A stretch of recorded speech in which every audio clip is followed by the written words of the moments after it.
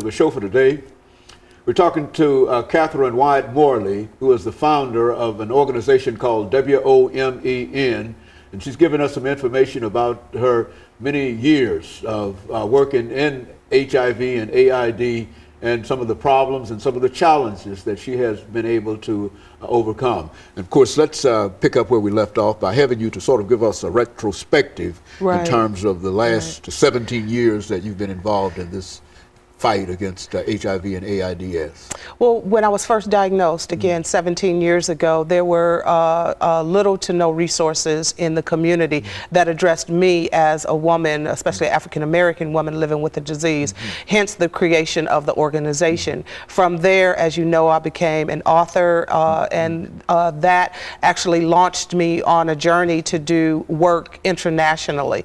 I became very involved with a lot of national boards, a lot of international boards, and I have seen HIV and AIDS in Africa, as we have discussed, and I've seen it in Thailand, and I've seen it in Warsaw, Poland, and many different countries. I've seen it in China as recently as 2009. So AIDS in other countries is just as devastating as international. Yes, it is. It is. It is an internet. It doesn't care at all. Like I had said, it only cares that you be human.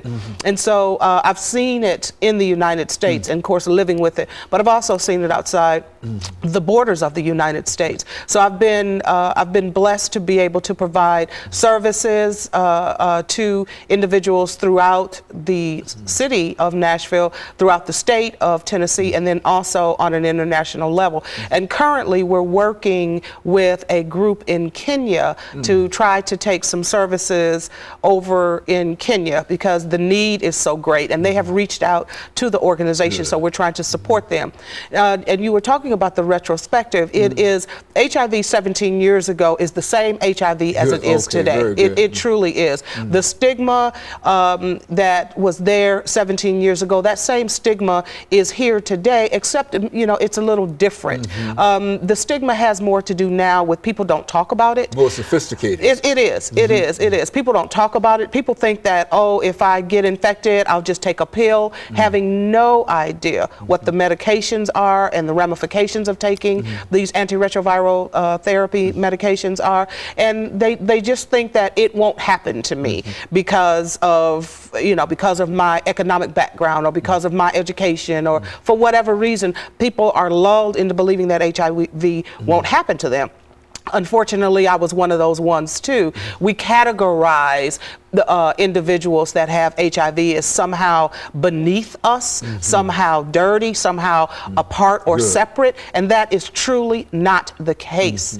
But HIV, again, is just like it was 17 years ago, and unfortunately, we're entering in now well into the third decade of HIV, and as you know, African Americans, especially African American women, are disproportionately impacted by this disease. Hence, the reason for my organization and the expansion and the work that we're doing, because again, the African American community is one of the primary, not the only, but one of the primary communities that believes that HIV is affecting a different segment of the population, and it is affecting our population as well. So it's not my disease, it's somebody else's disease. That's exactly right. That's exactly right. And when we think that it is someone else, or we think that we can't get it, that is a level of denial that somehow can hurt us tremendously, because HIV doesn't care about any of that. You know, it just wants to, and when you take a look at me, you don't know whether or not I'm infected or I'm not infected. But as I said, I'm a person living with AIDS, and we need to make sure, number one, that we know our HIV status, and that whoever it is that we are having unprotected sex with, that we're having, that we know their status, and that we're using precautions and protection in order to protect ourselves. It is about empowering ourselves to make sure that we're making right choices.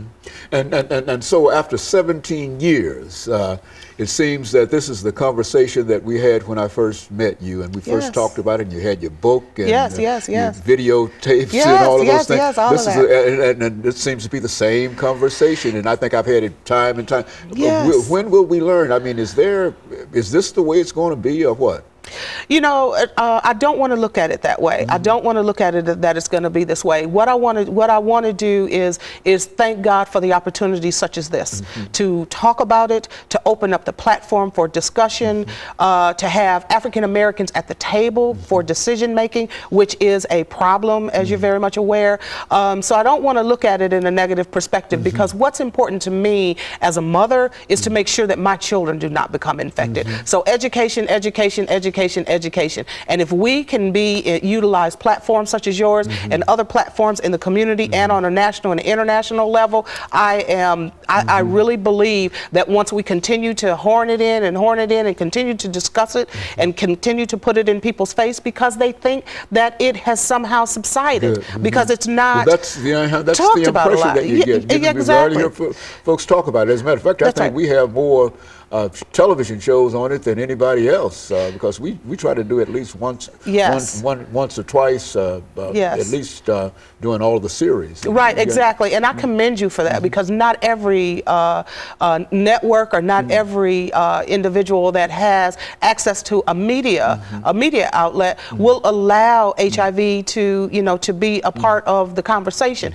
And it needs to be a part of our conversation, not only as African Americans, but as people in Davidson County and Nashville, and also in the state and throughout the United States, because it is infecting and affecting hundreds of thousands of families.